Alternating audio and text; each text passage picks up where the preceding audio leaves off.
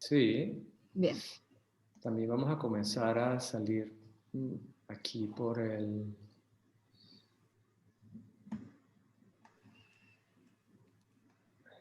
Bien.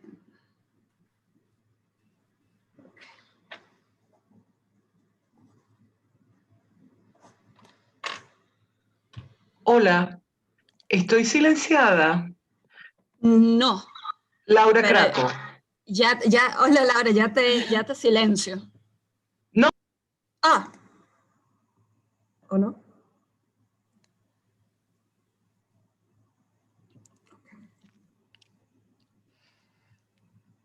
A ver. Ok. Bueno, son las 12:01, así que yo creo que para mantener aquí la puntualidad vamos a ir comenzando.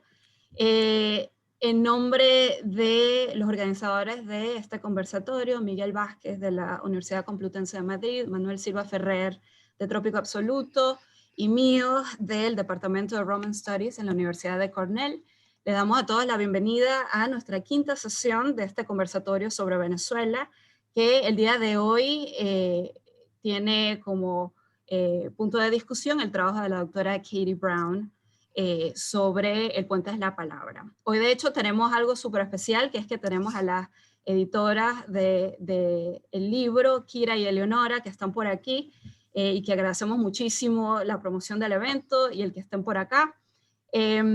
Antes de comenzar, un par de anuncios.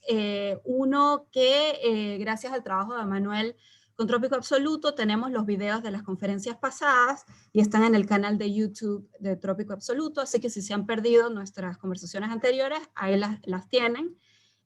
Segundo, también tenemos con nosotras a la historiadora venezolana Dora Dávila Mendoza. Ella tiene una excelente iniciativa digital que pueden encontrar en el chat por YouTube, que se llama Conectados en la Red, y luego otra iniciativa de humanidades digitales que se llama Agencia e Historias. Y bueno, como el punto de estos eventos es que podamos establecer conexiones y conocernos entre todos y estar siempre en contacto, la gente de Venezuela y la gente que está afuera, queríamos llamar la atención a esas iniciativas y agradecerles a la profesora Dora Dávila Mendoza por haberlas compartido con nosotros. Sin más, hoy le paso la palabra a Manuel, que va a actuar como moderador. Y nada, bienvenida Katie y gracias por compartir tu trabajo. Sí.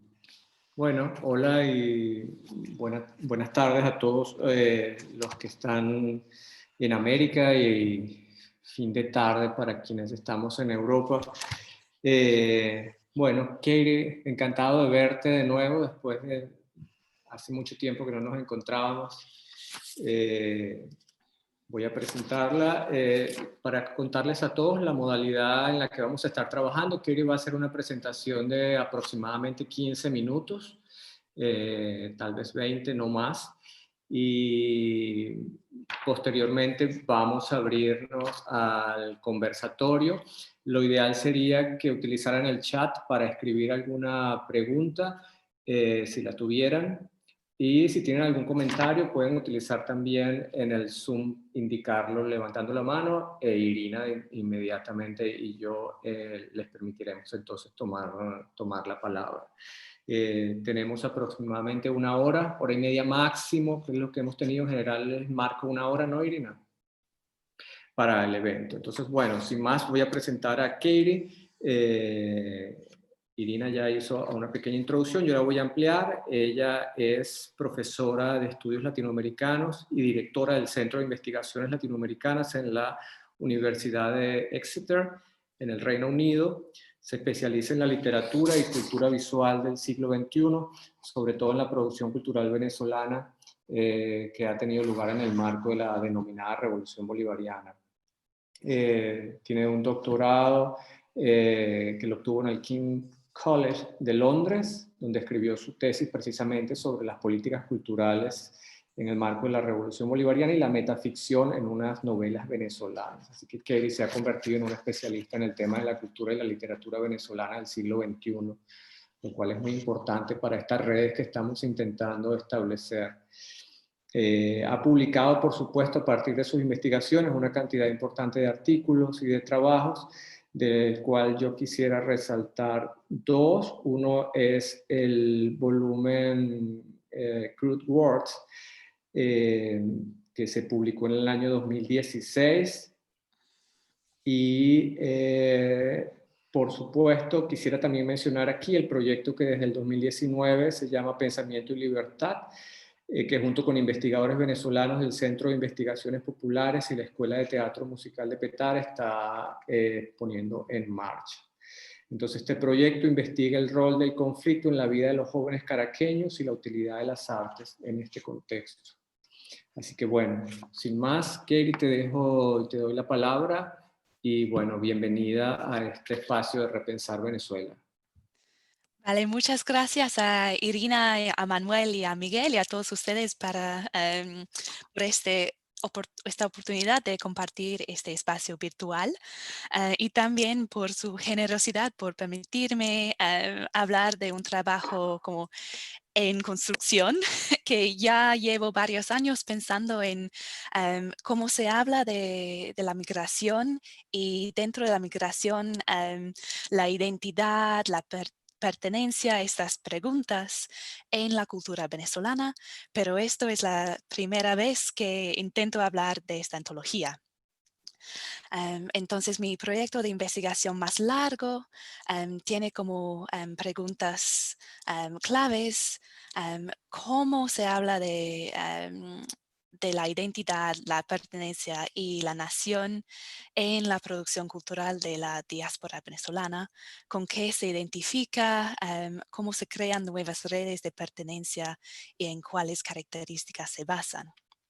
Y entonces es dentro de este marco que quiero pensar en el proyecto poético El Puente es la Palabra, que fue compilado por Kira Kariakin y Eleonora Requena y publicado de manera gratuita por Caritas en 2019 como parte de las actividades realizadas en el marco de la Jornada Mundial del Migrante y el Refugiado.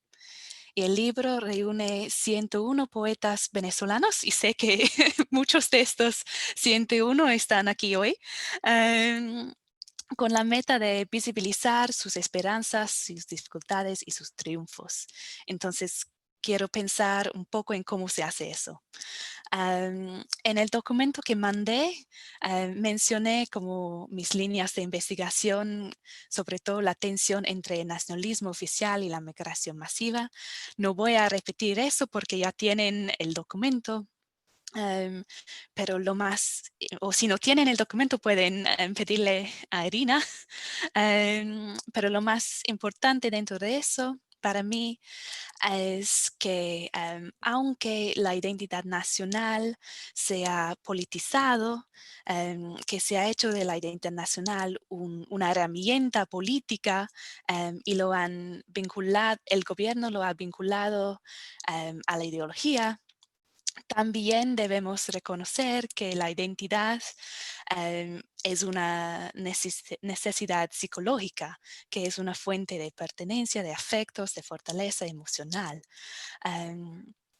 Entonces, ¿cómo podemos crear o apoyar este lado positivo de la identidad dentro de las circunstancias de la migración masiva? Y parte de mi proyecto de investigación es acerca de este cuerpo creciente de colecciones de voces venezolanas que hablan de la nación, de la migración y de la identidad en proyectos culturales colaborativos, y que esos proyectos colaborativos son sitios de encuentro para repensar estas preguntas de nación y pertenencia, más allá de las definiciones oficiales y las fronteras geográficas. Entonces, me interesa, por ejemplo, el proyecto de Manifiesto País, organizado por Lisbeth Salas en 2014, Florecer lejos de casa, compilado por Ángel Arellano en 2018, El Puente es la Palabra, de que voy a hablar hoy, Pasajeras, que no es estrictamente sobre la identidad de la nación, pero sí reúne a 60 mujeres venezolanas, y he dado más detalles de estos proyectos en el documento que mandé también. Y les digo que estoy trabajando ahora mismo en una antología nueva con Raquel Rivas Rojas y Liliana Lara, que cuenta con 30 cuentos de la diáspora, y esperamos que esta antología salga el año que viene. Pero sí, hoy me concentro en El puente es la palabra. Como dije, compilado por Kira Kiriaken y Eleonora Requena. Y una de las cosas más impresionantes de esta antología es que se creó en tan solo 2 semanas. Entonces muestra cuántas personas querían ser parte de eso o necesitaban ser parte de eso y que ya tenían ideas, poemas, sentimientos que querían compartir. También otra cosa muy significativa de esta antología es que reúne poemas publicados e inéditos, poetas célebres y principiantes, con 50 años de separación entre el más viejo y la más joven. Y también representa una gran variedad estilística. Hay haikus, hay poemas en prosa, hay poemas de 3 líneas y poemas de 3 páginas. Entonces, eso me lleva al simbolismo de la antología, que se suele hablar de las antologías en relación de la creación de canones, pero Jeffrey DeLeo dice que también podemos pensar en cómo las antologías cartografian los cuerpos no canónicos de la escritura. Y me gusta mucho esta cita de Paul Auster, el novelista, de que una antología es un umbral que se abre a un nuevo espacio. Entonces me gusta pensar en esta antología como un manifiesto de una comunidad, una muestra de la existencia de un grupo con sentimientos y pensamientos compartidos. También quería mencionar esta cita de Anne Ferry, que las decisiones de los compilados dan una dirección diferente a la experiencia de leer un poema. Entonces, la decisión de crear una antología tan amplia y de tanta variedad me parece muy importante. Y también el hecho de que no hay un orden que está en orden alfabético, que no hay una jerarquía dentro de esta antología. Y las compiladoras ya me han dicho que quieren ampliar aún más esta antología. Entonces, si ya esto como manda un señal de querer reunir a la gente y ponerles en diálogo. Y argumento con las palabras de Linda Hutcheon que los integrantes de la antología y los lectores forman una comunidad discursiva que Hutcheon define como la compleja configuración de conocimientos, creencias, valores y estrategias comunicativas compartidos. Es decir, que como cuando vemos todos los temas compartidos y el lenguaje compartido en esa antología, crea una comunidad de los que entienden lo que dice y los que no. Y los que entienden o comparten estas ideas, entienden las alusiones, por ejemplo, que aparecen en la antología, ya forman parte de una comunidad. Entonces, ya mencioné que la antología es muy amplia, pero también es muy amplia en cuanto a los temas abarcados. Encontramos los que se preparan para la salida, los que se quedan en Venezuela, los recién llegados, los que ya están en proceso de asimilación y todo lo demás. También abarca una muestra enorme de las experiencias vividas en cada una de estas situaciones, tales como el viaje, la aduana, buscar un trabajo, aprender un idioma, adaptarse a otra cultura, tener que explicarse a los que no entienden, ser madre o padre afuera, vivir apagado a las redes sociales y mucho, mucho más. Entonces, leer esta antología y ver toda esta amplitud es muy importante porque se suele hablar de la migración como un hecho, pero muestra que es una experiencia compartida, pero con matices y como aumenta la imagen de la migración mucho más allá de las estadísticas. Entonces tengo un documento de 15 páginas con los temas compartidos y los diálogos entre los poemas, pero como solo tengo unos minutos, no voy a hablar de mucho. Quiero concentrarme en algunos temas recurrentes, tales como hacer las maletas, el limbo entre irse y quedarse, cómo se nombran a los espacios, la imagen del árbol, y la importancia de la escritura. Pero ya veo que no tengo mucho tiempo, entonces creo que voy a pasar directamente a cómo se nombren los espacios, pero si les interesa podemos volver a esos temas de hacer las maletas y vivir en el limbo y todo eso. Entonces, Tim Creswell dice que los lugares son espacios que las personas han hecho significativos, espacios a los que las personas tienen un apego o un vínculo subjetivo o emocional. Y eso se resume en la cita de Lena Yao: Caracas es un mapa emocional. Y los nombres que ponemos a los espacios les convierten en lugares y muestran los significados de esos espacios. Entonces noté, por ejemplo, que la palabra Venezuela aparece solo una vez en un poema, el poema de Dulce María Ramos, y se nota que es un extranjero que utiliza la palabra al preguntar sobre la situación política del país. En su vez tenemos Allá, como La voz de Allá de Gabriel Durán Arnaudes.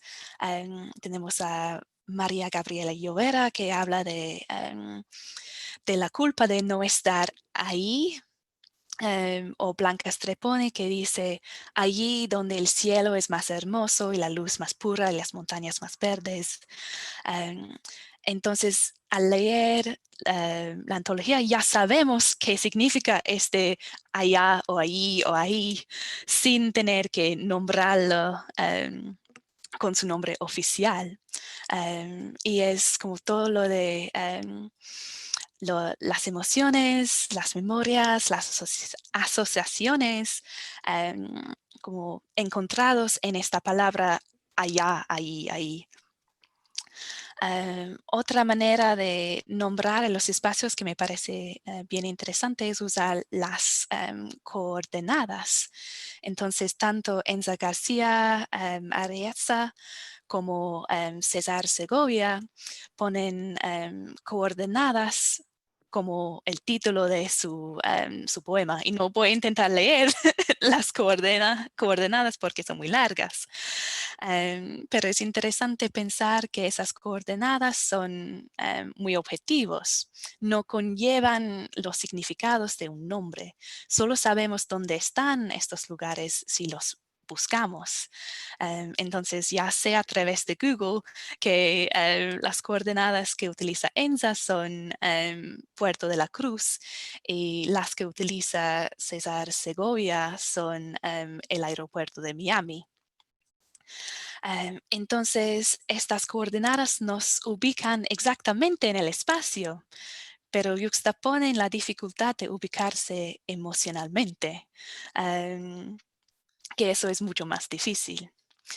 Relacionado a eso, hay otros poemas que utilizan las distancias. Por ejemplo, Virginia Riquelme nota las 7.494 kilómetros entre su hogar en Barcelona y el de Caracas. Y Gina Saraceni también nota que Bogotá se encuentra a 2.650 metros sobre el nivel del mar.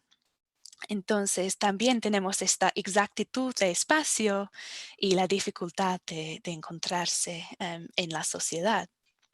Y además, se nota que saber la distancia exacta no ayuda a superarla. Esos son números grandes y impresionantes y ilustran el tamaño de la distancia emocional. Otra manera de nombrar a los lugares es en comparación. Entonces, notamos las comparaciones que hacen Gustavo Valle. Por ejemplo, dice, todas las ciudades están hechas de una sola, que todas las ciudades le hacen pensar en Caracas. También Sandy Yujas dice, el Danube trae recuerdos de otros ríos. Daniel Oliveros compara los ríos con el Orinoco. Daniel Esparza escribe sobre transferir los afectos del Ávila a otros aspectos impresionantes del paisaje nuevo. Entonces se nota que no son las características geográficas que hacen que un lugar sea significativo, sino si este lugar tiene memorias, tiene asociaciones. Entonces al ver esos ríos o esas montañas o lo que sea, remite al pasado dejado atrás. Y noté entre todas esas comparaciones la presencia de los árboles. Iola Mares, por ejemplo, compare los cocos y los mangos dejados atrás con los naranjos que dan fruta que no se puede comer en España. Y eso me lleva a la presencia de muchos árboles en este libro, que me sorprendió, pero no debería haberme sorprendido, porque hay muchas razones por las que los árboles aparecen tanto. Entonces, aparecen también en los poemas de Alexis Romero y Rubén García Martínez Santaña, que hablan de raíces y ramas. Y, por supuesto, el lenguaje de raíz está tan presente en cómo hablamos de la migración. También Ruth Hernández Boscán dice que quiere ser un árbol. Lena Yao sueña de unirse con el árbol de su calle. Y Kira Elena Morales habla de lo que pasa cuando un árbol se mueva y el hecho de que un árbol se hace objeto a moverse. Entonces, más allá de ese lenguaje de raíces, también notamos la gran variedad geográfica de los árboles como un símbolo y que los árboles se han hecho símbolos nacionales. También podemos pensar en la historia de eso, de cómo, por ejemplo, Colón se maravilló frente a los árboles del Caribe y cuánto se diferenciaban de los europeos. Entonces hay este como símbolo nacional, pero al mismo tiempo los árboles son un símbolo de lo que queda, lo que permanece o lo que renace. Entonces Julieta Arreia habla de las plantas como símbolo de la reinvención. Y voy a terminar rápidamente diciendo que podemos pensar en la escritura también como eso, con este doble lado, que la escritura puede tener rasgos nacionales. Luis Ángel Barreto dice en su poema que dejó de escribir en su nuevo país por temor a la incomprensión, pero también puede llevar a una reinvención.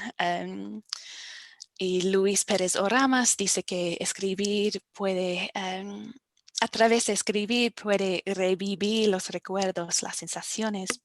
Y Alberto Barrera Tisca habla de salvarse a través de las palabras. Dice, vamos nadando aferrándonos a algunas palabras como si fueran balsas. Y después tiene una lista larga de venezolanismos que funcionan como una contraseña, como otra muestra de esa comunidad discursiva, ya que son palabras que solo los lectores venezolanos o los lectores que tienen experiencia de Venezuela pueden entender.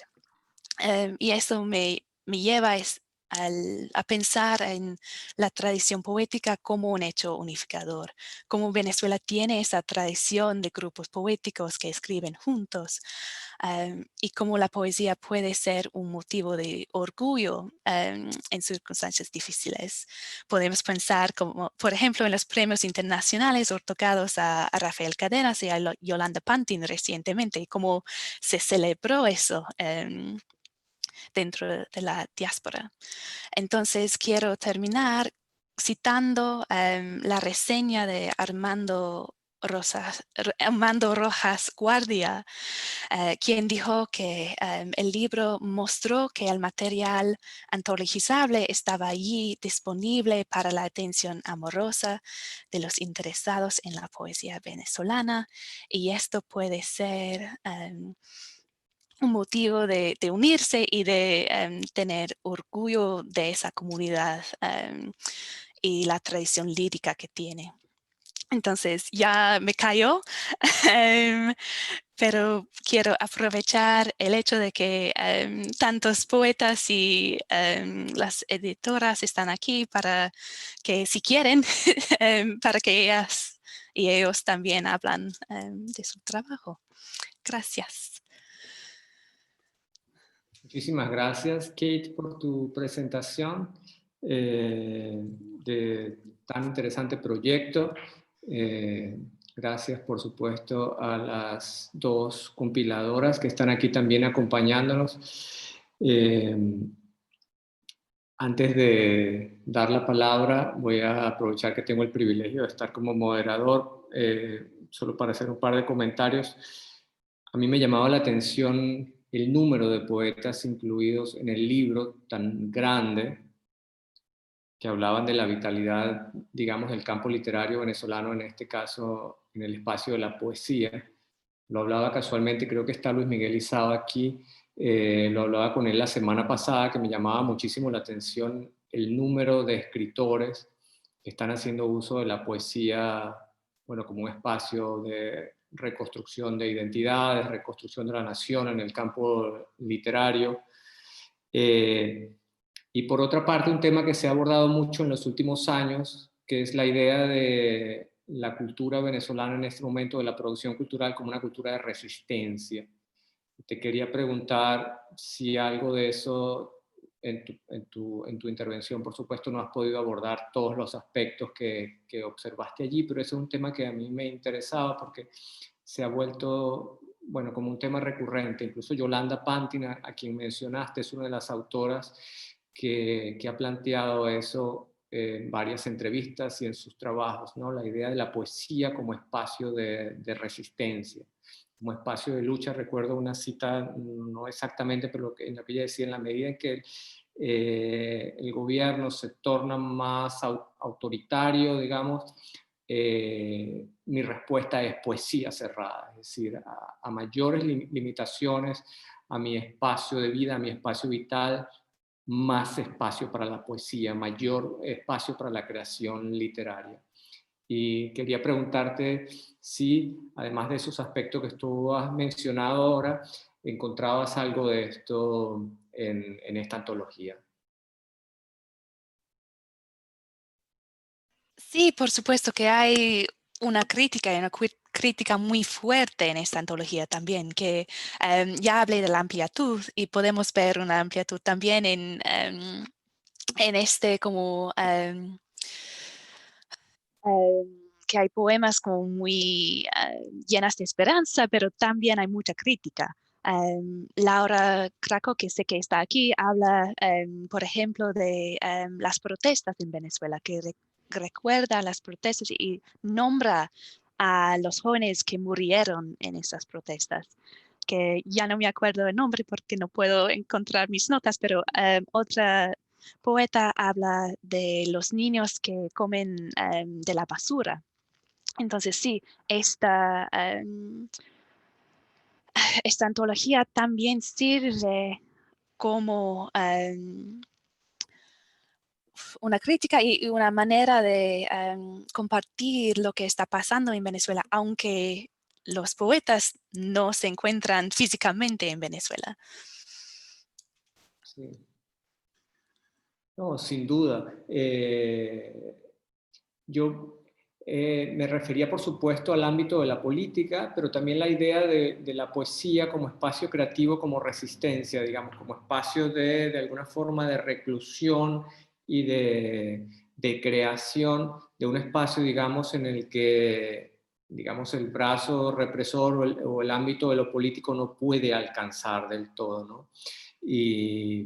Y sin duda, precisamente el título de la presentación, la idea de una comunidad migratoria, habla precisamente de este nuevo espacio transnacional de las identidades venezolanas, ¿no? La idea de que no estamos hoy en día atados a un territorio, de que la comunidad imaginada venezolana no se entiende atada a una frontera geográfica. Creo que el libro precisamente describe muy bien esta situación. Pero bueno, yo quisiera darle la palabra al resto de las personas. Irina, ¿tienes algo que comentar? Y Kate, para que intervengan todos los demás. ¿Puedo responder brevemente a lo que dijo Manuel antes de eso? Sí, claro, claro. Solamente cuando hablaste del espacio de la poesía como espacio, he escrito mucho sobre el uso del realismo dentro de la política cultural venezolana. Y sí encontramos realismo en esos poemas, pero también encontramos mucha libertad de exactamente lo que dijiste, libertad de inventar, de hacer ilusiones, de alejarse de este realismo. Perfecto. Irina, ¿querías decir algo? Sí, no, tenía un par de preguntitas para Katie.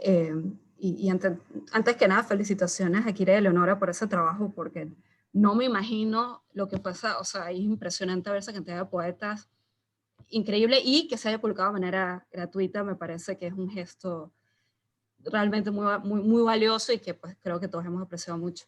Katie, tú has mencionado, y eso da para mucho que hablar, pero has mencionado estas formas en las que estos puntos en común que has identificado en este corpus tan amplio. Me preguntaba si podías quizás comentar un poco las diferencias, sobre todo porque, como tú has mencionado, hay poetas de distintas generaciones, y además de que la diáspora venezolana, digamos, pertenece a distintos sitios, no en todos los sitios se vive la diáspora de la misma manera. Entonces me preguntaba si había esos puntos de divergencia y cómo tú incorporas eso en este intento de teorizar lo que vendría a ser esa comunidad discursiva venezolana de la diáspora. Entonces, como mencioné, eso es un trabajo en curso, pero sí sería muy interesante comparar las edades y las situaciones de los poetas con lo que escriben y cómo escriben también, porque la antología tiene todos los poemas y al final tiene como una biografía de todos. Entonces, sí, eso sería la próxima etapa, ¿no? Como ver quién es quién con su poema. Pero sí se pueden notar diferencias entre, por ejemplo, si pensamos en la manera de adaptarse a la cultura nueva, que tenemos poetas, por ejemplo, que estudian en universidades.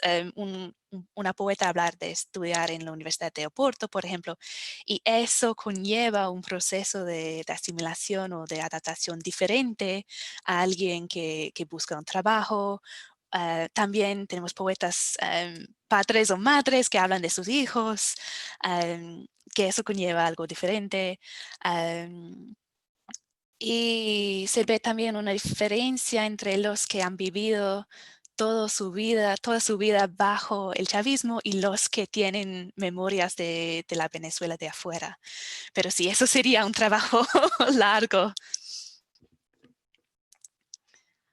Vale.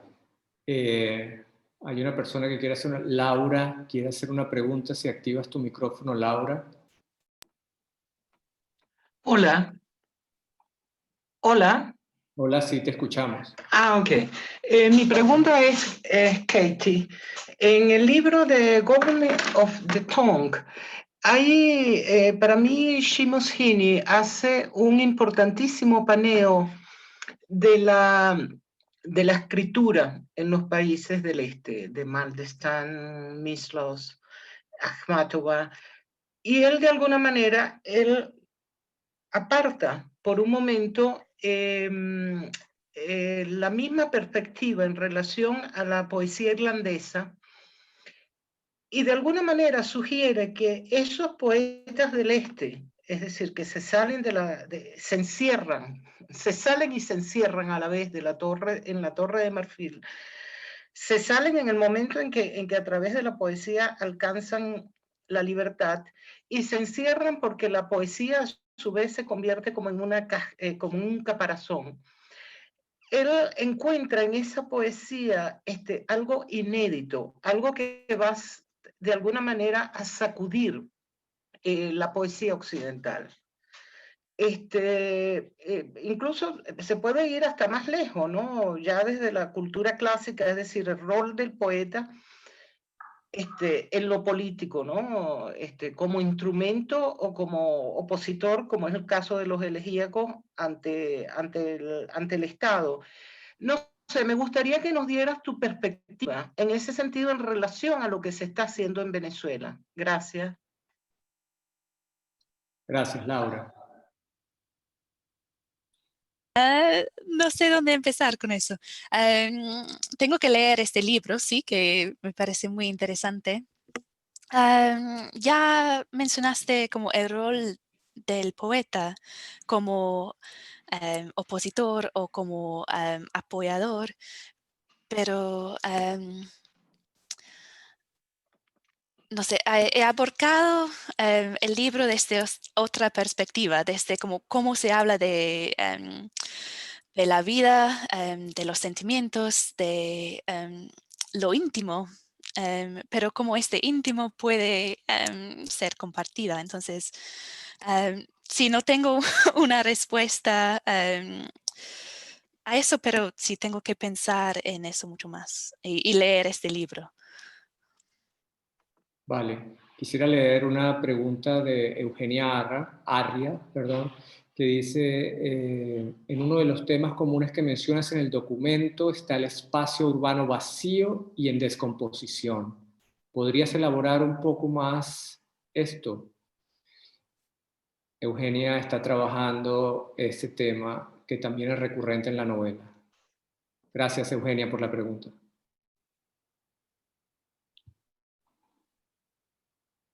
Sí, estaba buscando mis notas. Sí, se nota, por ejemplo, en el poema de Santiago Acosta. ¿Dónde está? Disculpen. Sí, hay esa idea de... Tenemos tiempo, no te preocupes. Es que tengo muchos documentos. Entonces, Santiago como muestra una ciudad que está como en descomposición, pero al mismo tiempo habla de Venezuela y de las otras ciudades, que dice que al final todas las ciudades van en descomposición. Es un poema con mucha violencia y mucha...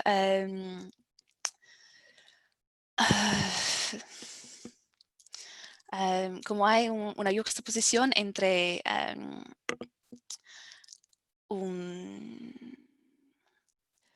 lo sublime y la descomposición, como esos dos lados al mismo tiempo. Entonces ruega a Dios que le salva no tanto, no solo de Caracas, pero también de Buenos Aires, de Barcelona, y como piensa en lo natural que hemos perdido y como habla como del fin del mundo que avanza, pero también, por ejemplo, Raquel Aben van Dalen piensa en qué significa una ciudad sin personas, y tiene una imagen que me gusta mucho de que una ciudad sin personas es como una carta arrugada en un bolsillo, que está de que son las personas que hacen la ciudad, que sin esas personas que se van, esa ciudad ya no tiene sentido. Entonces sí, hay muchos, muchos otros poemas que también hablan de eso. Cuando sabía que no tenía mucho tiempo, decidí pensar en otros aspectos de los poemas, pero cuando tengo más tiempo puedo mandarte, Eugenia, mi documento con todos los poemas que hablan de eso, si te sirve. Bien, está el espacio abierto si alguien quiere hacer un comentario o tiene alguna pregunta. Shirley, creo que tiene una pregunta. Sí, una pregunta. Bueno, gracias. Primero que todo, gracias, Katie, por la presentación. Aprecio mucho tu definición de la nación o el comentario que hiciste, que es una como distinción entre nacionalismo y el nacionalismo oficial, y que la nación puede ser como una necesidad psicológica de una comunidad. Entonces, gracias por eso. Bueno, mi pregunta tenía que ver con los símbolos. Tú hablas de espacio, la naturaleza, y quería saber si habías pensado un poco en los símbolos religiosos o temas como esperanza que vienen del discurso del cristianismo, especialmente porque la editorial es una editorial católica, pero también porque, o sea, en el momento que estamos viviendo contemporáneo, la Iglesia Católica tiene como un discurso, ¿verdad?, muy pro inmigrante, en contra de ciertos partidos de la derecha que son muy xenofóbicos, ¿no?, como en Estados Unidos y en Europa.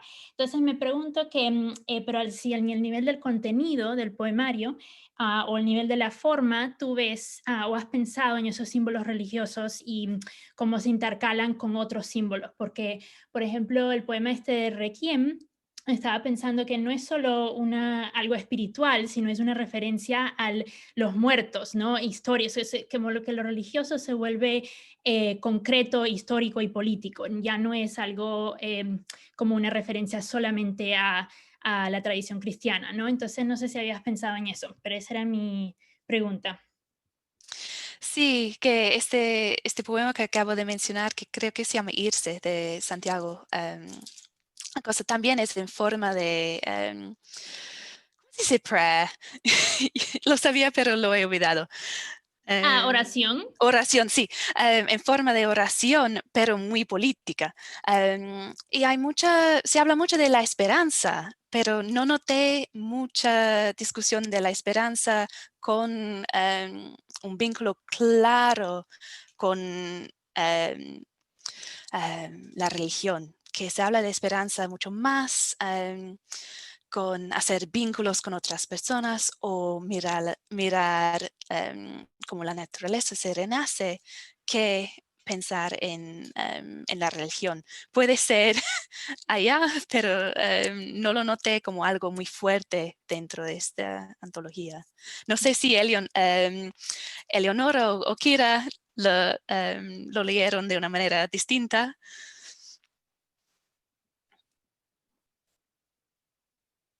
Bueno, hola, ¿cómo estás? Muchas gracias. De verdad, cuando vimos el título de la conferencia, nos pegamos un brinco, Kira y yo.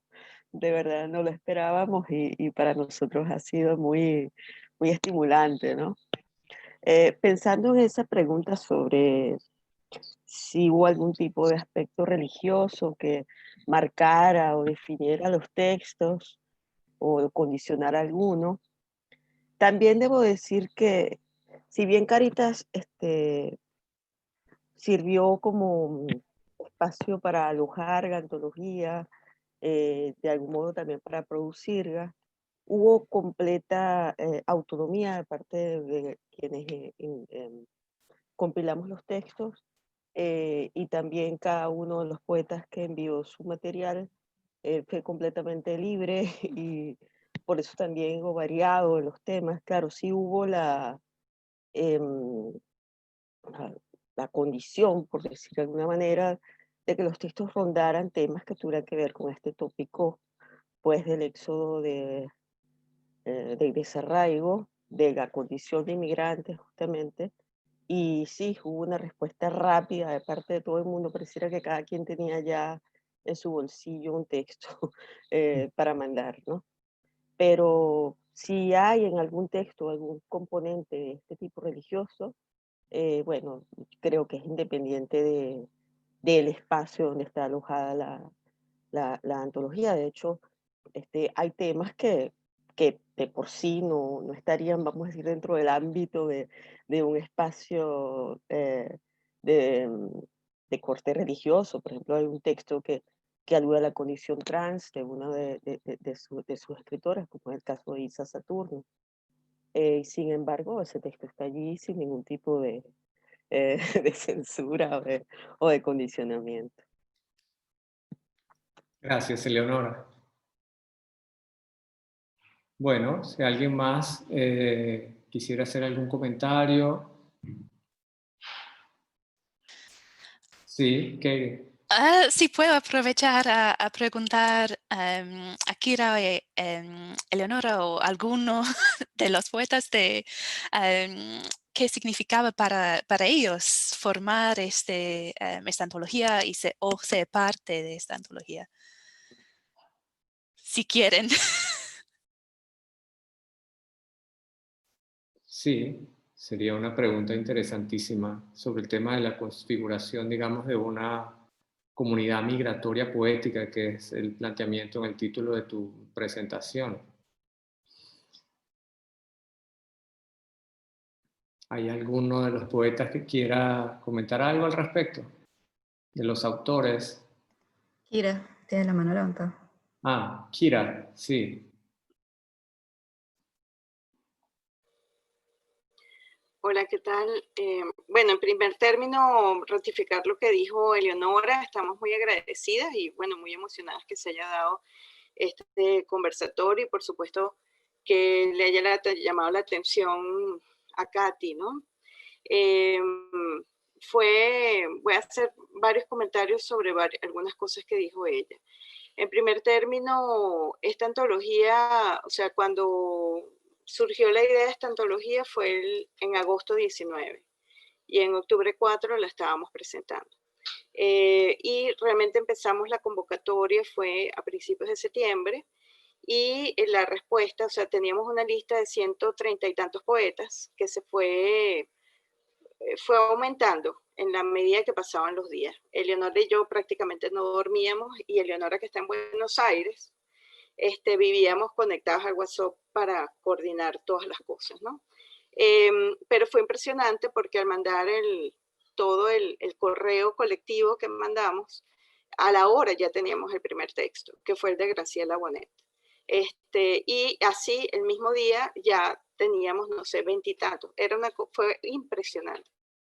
Y eso de lo único que nos habló fue de esa necesidad, de una necesidad de no estar olvidados. O sea, eso lo vi, eso fue mi percepción. No puedo hablar desde un punto de vista académico porque no lo soy, pero sí puedo hablar un poco como de la experiencia humana que representó hacer este libro. Y en términos generales, todos, o sea, sin excepción, mostraron un gran agradecimiento, porque ese es quizás el signo del que se va, ser olvidado, ¿no? Digamos, la amenaza del que se va, el que me olviden, el que ya no va a tener esa atadura con el sitio de donde parte, ¿no? Y en ese sentido, fue sin querer, porque realmente no fue una decisión consciente, hacer esta antología tan amplia, porque al principio yo pensé, bueno, serán 20 los que se fueron o algo así, y cuando empezamos a hacer la lista, él y yo, bueno, eran muchísimos más, y son muchos más de esos 130, porque obviamente por la premura, por la falta de tiempo, hubo omisiones involuntarias y bueno, y no fueron 130 porque muchos, bueno, o no tenían tiempo, no se pudieron comunicar, etcétera, ¿no? O no los pudimos encontrar, otros no podían. Pero el hecho está en que, bueno, vamos a ampliarla, ampliando también la temática, porque esto se inscribió, como dijo bien Katy, en la campaña Share Journey, que es por el migrante, y es una celebración que es en septiembre, que ocurre desde 1914, una cosa así. Esto no es una cosa del año 2019, es una cosa que se celebra todos los años. Entonces, por cuestiones del Vaticano, es una campaña pues, de Cáritas anual. Y la comunidad se dio en el momento en que se compartió ese correo y en el que todos estos poetas, algunos de los cuales yo no conocía personalmente o Eleonora no conocía personalmente, pero que muy generosamente dieron sus textos y se abocaron no solo a compartirlos, sino a promocionar este trabajo. La idea desde un principio fue que esta antología fuera gratuita y que la aprovecharan los que se fueron, o sea, que se sintieran acompañados justamente los que se fueron. De resto, creo que no tengo más nada que decir, sino darles mucho las gracias a ustedes por por hacer estos encuentros, porque creo que aparte del ámbito académico, a nivel global, los venezolanos también, como ustedes que tienen la iniciativa de esta revista, necesitamos repensar justamente qué es lo que está pasando con nosotros, ¿no? Entonces, bueno, muchas gracias. Gracias a ti, Kira, por la intervención y por estar aquí hoy en esta presentación. Gracias. Bien, Irina, ¿hay alguien más que tenga, no? Miguel. Miguel, Y yo. sí. Sí, me llama mucho la atención que Cáritas ahora esté en este asunto de que las políticas culturales en Venezuela se han erosionado a tal punto que ahora este nuevo protagonista emerge para darle espacio a estas voces, ¿no? Quería escuchar la opinión de Katy, de Leonora, de Kira, sobre esta modalidad en emergencia, ¿no? ¿Qué significa operar alrededor de la cultura en formato emergencia? ¿Qué significa editar en emergencia? Es decir, editar a la distancia, en la precariedad y con formatos realmente, digámoslo así, en el cual los poemas se entienden casi como gritos, ¿no? Porque es un texto que te acompaña en un tránsito muy difícil. Es decir, es un texto pensado para meter en una caja de primeros auxilios, ¿no? Y creo que, no sé, quería escuchar la opinión de Leonora, Kira o Katy o algunos de los participantes, ¿no? Porque me llama mucho la atención esto, ¿no? Es un texto que está diseñado también para ser escuchado por aquel que va a estar solo, que va a hacer un tránsito, que tal vez no tenga vuelta a casa y que ha sido hecho desde un esfuerzo enorme que no está, digámoslo así, o que no está patrocinado o ayudado por quien debería hacerlo, ¿no? Porque si tienes una crisis, se supone que otras instituciones deberían también estar allí respaldándote, y no, parece como que nuestras propias manos desde la precariedad son esas que nos curan. Entonces, nada, quería escucharlas a este respecto. Sí, no sé si Eleonora o Kira quieren decir algo, que fueron las autoras de la compilación. Sí. Adelante, Kira. Gracias, Miguel, por la pregunta. Bueno, muy corto, o sea, realmente esto fue como una coincidencia, porque coincidió que la persona en cargo de las comunicaciones corporativas o comunicaciones no corporativas, pero comunicaciones de Cáritas, es una persona vinculada personalmente con muchas otras iniciativas culturales en la ciudad y como un apoyo a todo lo que hace Cáritas a nivel parroquial, a nivel, bueno, silencioso, por decirlo así, como trabajan ellos en el sentido de que están en las bases, ¿no? de la población, ayudando, etcétera. Dio la casualidad que estaba esta persona y dijo, bueno, aquí hay que hacer algo más para darle visibilidad a esto, porque ya los migrantes no son 1.000 o 300, son 4,5 millones, van para 5 millones, ¿no? Entonces, para llevarlo como a otro ámbito y para también, y bueno, y en una nota de que, bueno, realmente es el arte, la cultura, dan aliento también, ¿no? El artista refleja lo que está pasando, pues, y lo captura, y eso está en concordancia un poco con lo que hace la organización, pero no es una cuestión realmente de política, no fue una cosa muy premeditada y pensada, realmente todo fue bastante espontáneo en este sentido. Sí. Bueno, yo diría ahí que también es muy sintomático de la situación del campo cultural venezolano que una organización como Cáritas publique una antología de poesía venezolana. Describe muy bien la crisis de la producción intelectual en Venezuela, describe muy bien el estado de nuestras instituciones culturales. Por una parte, la devastación de las instituciones públicas, que durante largo tiempo, digamos, monopolizaron la producción, sobre todo en el campo editorial de la literatura venezolana. Y bueno, y la huida de las editoriales privadas que durante unos años estuvieron acompañando, digamos, el periodo de altos precios del petróleo, lo que fue ese llamado boom de la producción editorial, y que ahora mismo pues están en desbandada o ya no existen en Venezuela. Así que el hecho de que sea Cáritas, una organización como esa, la que esté asistiendo en este momento a la producción literaria, describe, es una muy buena metáfora de la situación del campo literario en Venezuela, ¿no? Me parece. Irina, ¿tú querías decir algo? Yo iba a hacer una pregunta, pero también por si acaso está Laura en camino. Igual a mí me parece magnífico que hayan hecho este trabajo genial y espero que sigan continuando con estas publicaciones, porque o sea, no tiene por qué ser editoriales tradicionales las que hagan estas cosas. Me parece que hay amplia oportunidad para seguir con esto. Keri, yo solo quería preguntártelo, como tú lo mencionaste, lo de hacer maletas, y si dijiste que, bueno, quizás podamos volver, y no sé por qué la expresión de hacer maletas me activó la memoria. Me preguntaba si puedes hablar un poquito de eso y esa materialización del país o eso que uno se lleva afuera a través de la poesía y cómo esa poesía se convierte en la maleta o en el repositorio de esta construcción un poco material discursiva del país. Y por si acaso después va Laura.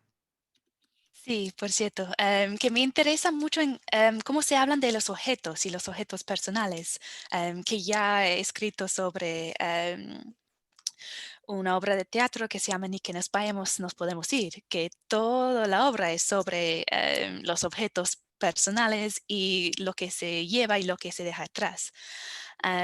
Entonces, en esta antología vemos la repetición de la maleta que hace hincapié en las decisiones difíciles sobre lo que llevar y lo que dejar, y esos son objetos reales.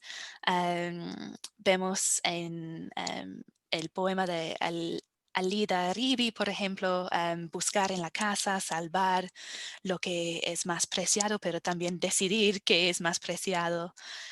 O Cristina Falcón habla de alguien que tiene que hacer la maleta de un ser querido y quiere al mismo tiempo poner cosas reales, pero también su cariño en esa maleta. O Nervinson Machado habla de una maleta metafórica también, que trae su hermano en la maleta. Y Claudia Noguera Penso habla de ese proceso con una repetición de infinitivos como sangrar, herir, doler. Entonces, esta mezcla de como verbos que tienen que ver con el cuerpo y este proceso de vaciar la casa muestra como el vínculo entre esas dos cosas y como dejar atrás las cosas significa de una manera dejar atrás también los afectos que esas cosas conllevan. Y me gustó mucho esta imagen de un poema de Rosén Abreu que dice, fijo cuadros en las paredes de la casa que armé en mi maleta. Si se rompe no podré llegar, si llego nunca me fui. Porque eso conlleva todo de como nunca se puede ir completamente porque las cosas y los afectos y todo eso se quedan detrás, pero esa idea de hacer una casa dentro de una maleta, que una maleta es tan pequeña y tiene que abarcar tantas cosas que no puede porque es imposible, pero esa idea de que dentro de la maleta puedes poner las cosas que hacen el hogar, que son, sí, que son recuerdos de los vínculos entre las personas, de las experiencias de la vida. Sí. Bien. Laura quería hacer una pregunta al grupo.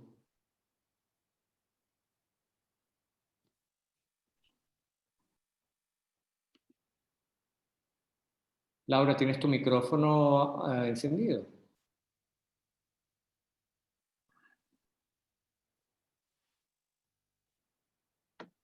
Ahora, ¿no? Sí, perfecto.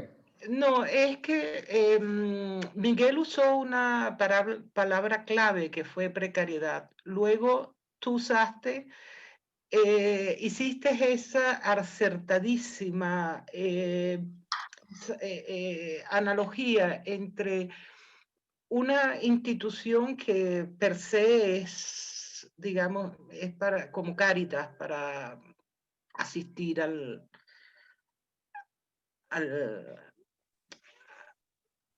más empobrecido, ¿no? Sea materialmente o sea ya en el caso, como en el caso de los refugiados, ya cuando la precariedad ya es ya casi que espiritual, ¿no? Y luego Irina recuerda lo de las maletas. Y la pregunta mía, que de alguna manera ustedes la fueron asomando, es, yo he estado mucho tiempo fuera de Venezuela, pero siempre, desde hace muchos años he sentido que la literatura venezolana, igual que el país, ha pasado del drama a la tragedia. Creo que nosotros durante décadas vivimos el drama y es a partir de, bueno, de lo peor del chavismo cuando accedimos finalmente a la tragedia. Y eso como pueblo creo que marca profundamente. Y yo siento esa marca en la literatura venezolana. Como les dije, yo estuve mucho tiempo fuera y dejé de leer literatura venezolana. Y en los últimos años he vuelto a leer literatura venezolana. Y yo siento lo que produce la tragedia, el abismo psíquico que produce la tragedia, que para mí además es lo más sanador, la experiencia humana más sanadora.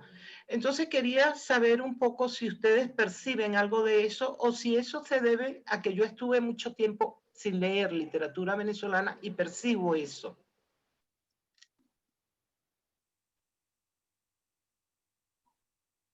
Katie, ¿quieres comentar algo al respecto? Sí, en la antología sí veo la tragedia mucho más que el drama, que no es una tragedia, pero muchas tragedias, ¿no? Desde recordar a los muertos, hasta las tragedias más pequeñas e íntimas, pero todavía se les sienten fuerte, como dejar la familia, o sobre todo las que se quedan atrás y solas o solos. En cuanto a la literatura en general, es una pregunta muy larga, pero creo que todavía hay escritores que hacen hincapié en este drama porque ese drama como vende, pero también sí vemos cada vez más esta tragedia también, como reflexión íntima de los efectos de lo que ya ha pasado durante los últimos 20 años. Sin duda, sí. Bueno, está Raquel Rivas Rojas, a quien además saludo. Hola Raquel, que quiere hacer una pregunta. Y Virginia Riquelme, un comentario que le voy a pedir que sea lo más breve posible. Miguel, tú estás levantando la mano. Sí, pero Okay. Era una cosa que quería señalar sobre al final, un detalle menor. Ok, y bueno, y si no hay nadie más, hablen ahora o callen para siempre, porque entonces no estaremos cerrando ya esta sesión. Raquel, tienes la palabra. Sí, gracias. Hola Manuel, hola a todos. No sé si ya con el comentario de Laura y lo que respondió Katie, hay parcialmente una respuesta a esto, pero yo me preguntaba em, qué imagen, si uno pudiera leer esta antología completa, digamos, como si fuera una gran novela, si uno pudiera leerlo como si hubiera un solo autor que está hablando en una voz múltiple tal vez. ¿Qué imagen hay allí de Venezuela, de los venezolanos y de la literatura venezolana? Se lo pregunto a Katie porque yo siempre le digo que ella es una venezolana reencauchada, pero también porque ella tiene la ventaja que tal vez nosotros no tenemos de estar viendo esto desde un lugar distinto de nosotros los venezolanos. Es decir, cómo leería un extranjero sin que esto implique una persona que no tiene derecho a decir qué es lo que piensa? ¿Cómo lee alguien que no es venezolano este gran fresco de voces que hay aquí? ¿Qué imagen queda si yo fuera un extranjero que pudiera leer esto como una gran novela? ¿Cuál es la imagen? Más allá de la tragedia. Pues la imagen central es, o al menos para mí, esta preocupación con qué significa ser venezolano y no estar en Venezuela. Pero eso es muy específico a esta antología porque se lo escribió como todos los autores son de la diáspora, pero lo vemos en muchas otras obras también. Esta pregunta que reaparece siempre, ¿qué significa quién soy? ¿Dónde pertenezco? Pero más allá de eso es muy difícil decir que se puede leer esta antología como una novela única, porque hay voces muy diferentes, que algunos desesperados sin un poquito de esperanza y otros con mucho más esperanza. Y como dije antes con la pregunta de Irina, que también hay tantas diferentes experiencias de vida en eso. Entonces sí, la preocupación sobre la identidad, la pertenencia está ahí, pero la impresión que tengo al final es de una multiplicidad, ¿no? Que no hay una voz. Y eso es importante también porque hablamos de la literatura venezolana y todo, cuando digo que estudio literatura venezolana, todo el mundo me pregunta como, pero ¿qué es el rasgo definitivo de la literatura venezolana? Pero nadie me pregunta qué es el rasgo definitivo de la literatura inglesa, por ejemplo. Entonces, sí, siempre tengo que decir eso. Vale, gracias, Kate. Virginia Riquelme quería hacer un comentario. Virginia, Sí. ¿puedes abrir tu micrófono? Gracias. Hola, muy cortito. Simplemente porque al principio se comentó que la rapidez de la respuesta de quienes participamos en la antología podía pensarse como si fuese un tema que ya se estuviese trabajando o que es algo, digamos, eran poemas que ya estaban. Y al menos en mi caso no fue así. Realmente fue una respuesta a la convocatoria de Eleonora y de Kira, porque, digamos, justamente desde el momento en que emigré, mi relación con la poesía, con la escritura de poesía, no digo que se acabó, pero sí empezó en una especie de stand-by o de aparcamiento, porque supongo que porque había que ocuparse de cosas más concretas y más reales, como existir y empezar a vivir en un sitio distinto. Entonces, al momento de recibir la convocatoria de Leonora y de Kira, fue la oportunidad de nombrar eso que había dejado de nombrar durante los 3 años previos. Es decir, fue ponerle nombre por primera vez a eso que había pasado, ¿no? Y encontrar la forma de decir por primera vez algo que no me había detenido a pensar y que justamente lo que hacía era, ¿no?, arrastrar un poco el día a día y la cotidianidad que creo que todos vivimos en el momento en que empezamos a establecernos en otro lado.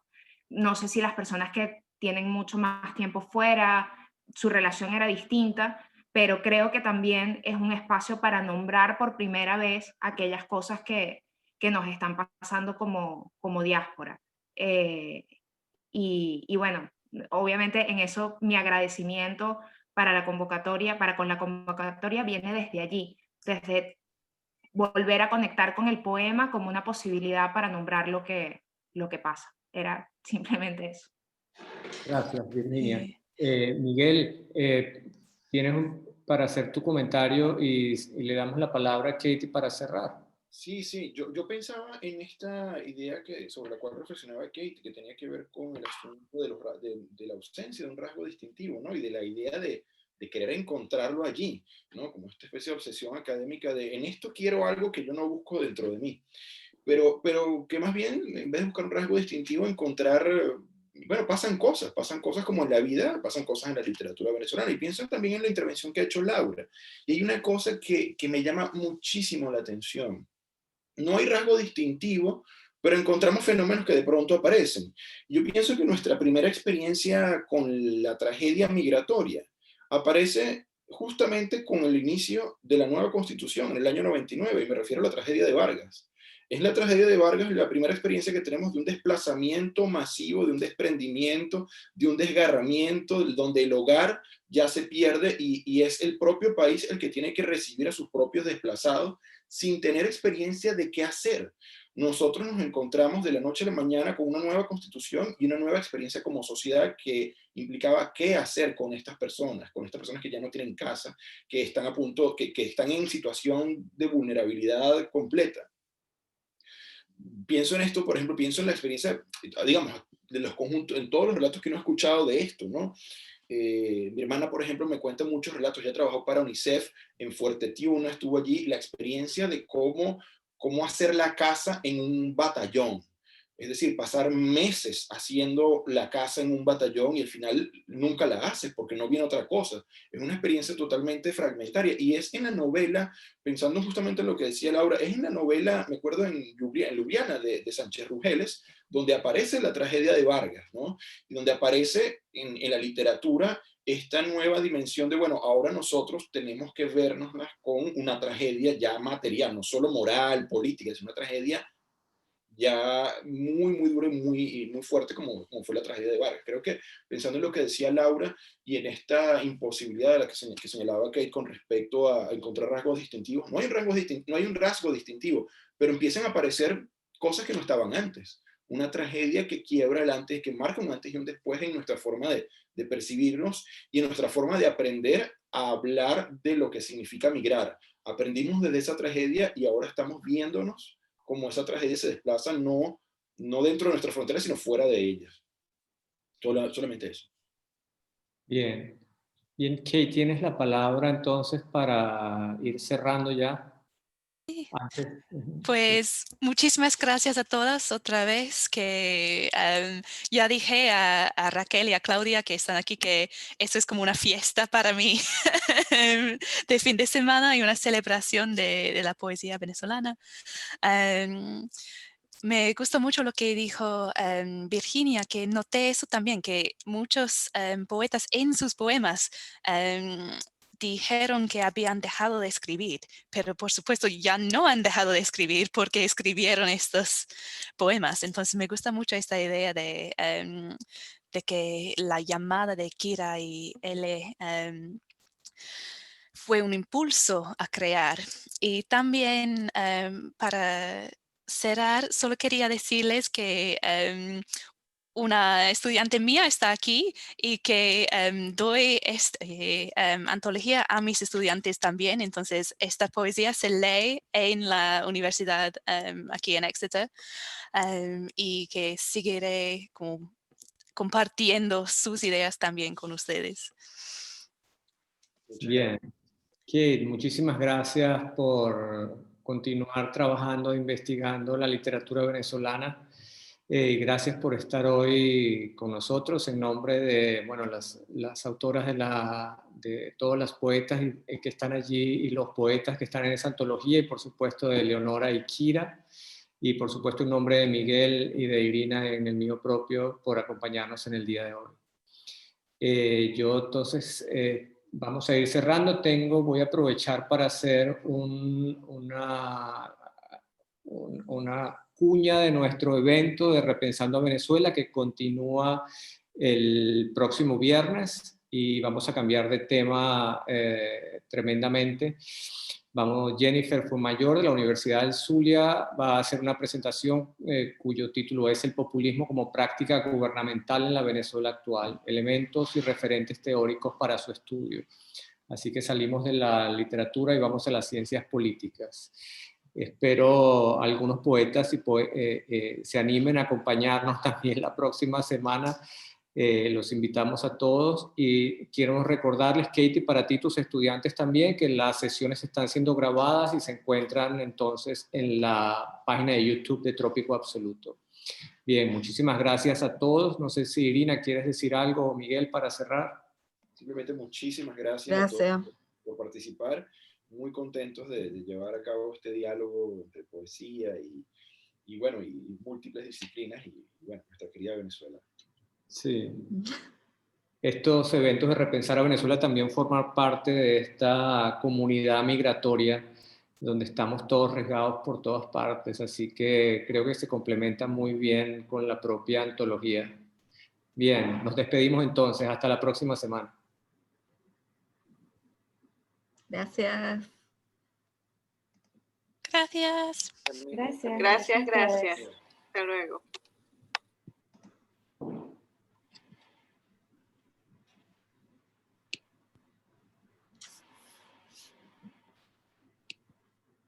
Mm.